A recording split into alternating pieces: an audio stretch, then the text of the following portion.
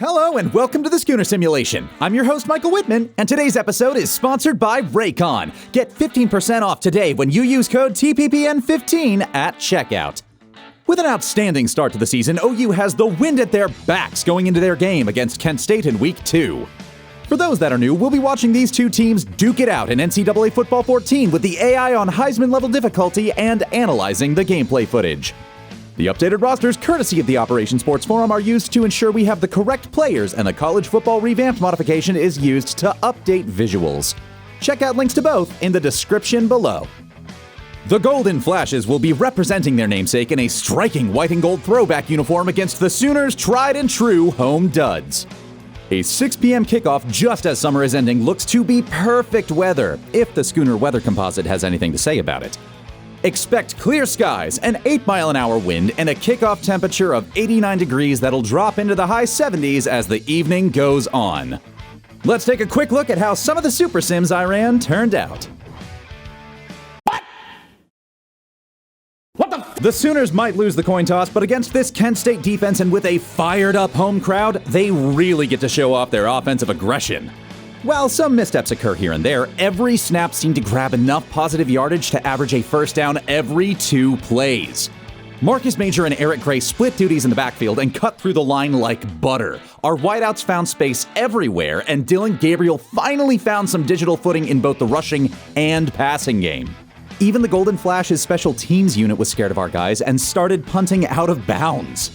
If I have to be hypercritical of the offense, I'd say there were some decisions that seemed a bit forced, and our offensive line let a few rushers get by uninhibited, but everyone else on that team seemed to make up for any imperfections that might have popped up, and subsequent plays showed they fixed their mistakes on the fly.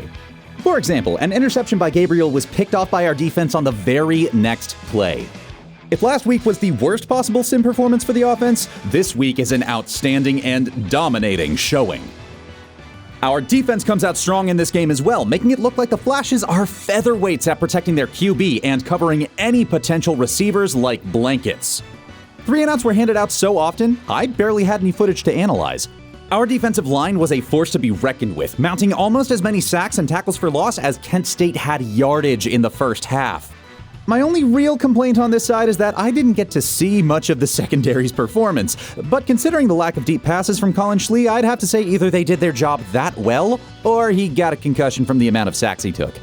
On some of the short passes or the very few runs that got through the line, OU crashed on top of the ball quickly and efficiently. The only points that Kent State got were because their kicker happens to have a cannon of a leg to hit a 50-yard field goal after the one deep pass the secondary let Jashawn Polk grab. Otherwise, it was a lights-out performance by our resistance. The Sooners fizzle out the Golden Flashes 38-3. I mean, talk about a day and night difference from last week for the offense. The only real key to victory for the Sooners on this one is not to worry about it. Even had our defense not dominated and somehow regressed to 2013 production for a day, our touchdowns from Eric Gray, Marcus Major, and Marvin Mims more than made up for it. I'd gladly take a win like this any given Saturday. I don't think there's much to worry about this week, folks. Let us know your score predictions in the comments down below. Hungry for more Schooner content? Then check out Football Feasts, where Bobby tries his hand at creating our opponent's most well-known local dishes.